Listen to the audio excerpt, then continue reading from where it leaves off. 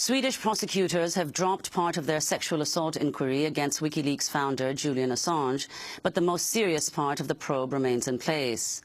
The announcement was made as the statute of limitations ran out on 3 parts of the investigation. Assange has been holed up in the Ecuadorian embassy in London for 3 years, where he's received political asylum. He fears he'll be extradited to the United States to face prosecution for his role at WikiLeaks if he leaves the embassy. Both Ecuador and Sweden accuse the other of delaying a possible Swedish police interview with Assange inside the embassy. Sweden has never charged him with any crime. In China, at least 44 people have died following massive explosions at a warehouse storing toxic chemicals and gas in the northeast port city of Tianjin. 500 more people have been hospitalized. The explosions were so powerful they could be seen by satellites in space. The exact cause of Wednesday night's blasts is still unknown. In news from Greece, Doctors Without Borders says as many as 1,000 refugees have been locked in a stadium on a Greek island overnight without access to food and with very little water. Riot police were deployed across the island of Kos on Tuesday to round up the refugees and force them into the stadium. The migrants are mostly from Syria and Iraq. A Doctors Without Borders spokesperson described the scene. Until today, one day after, still there is no food there, only local solidarity groups giving biscuits and milk to the babies. It's Médecins Sans Frontières. We're doing medical assistance inside, and we're also mostly treating patients that have fainted because of the horrible situation that is inside there. There is a lot of tension, a lot of waiting, a lot of misunderstanding of where the people are there, and nobody knows why they are there, how long it's going to take, when it's going to finish. Manned U.S. warplanes taking off from a base in Turkey have begun attacking sites in Syria in the latest escalation of the U.S.-led war against the self-proclaimed Islamic State, or ISIL. The U.S. strikes come as the Syrian government bombarded areas surrounding Damascus on Wednesday, killing 31 people, according to the Syrian Observatory for Human Rights. Another 13 people died from rocket strikes launched into Damascus by rebel groups.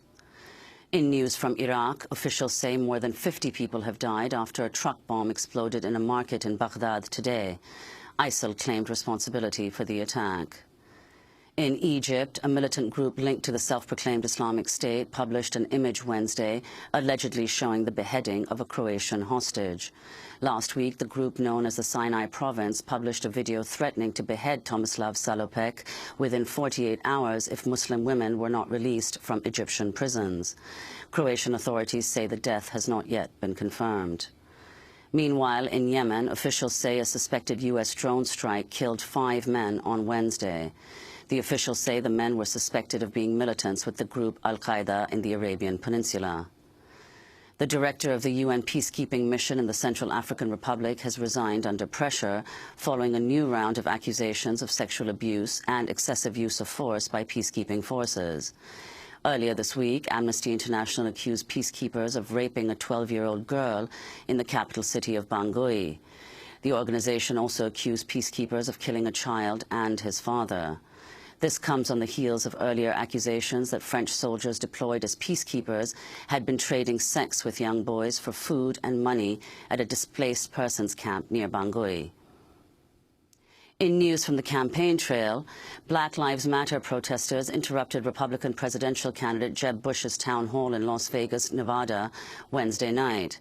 The group began chanting "Black Lives Matter" after a woman asked him about the disproportionate number of people of color killed by the police. As Bush quickly made his way to the door, some of the town hall attendees also began chanting "White Lives Matter."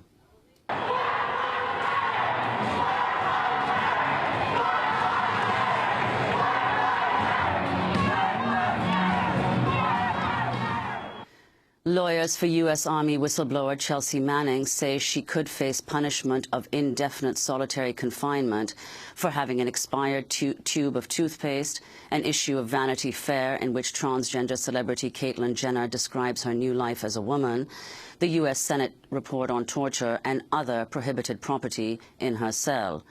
She's also accused of, quote, showing disrespect for asking to see her lawyer in a discussion with a prison officer.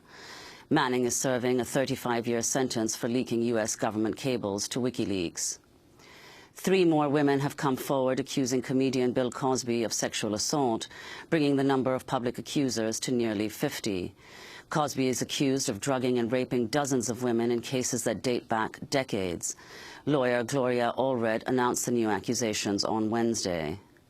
Recently, New York Magazine had a photograph on their cover of more than 30 women who had come forward publicly to accuse Bill Cosby of having victimized them.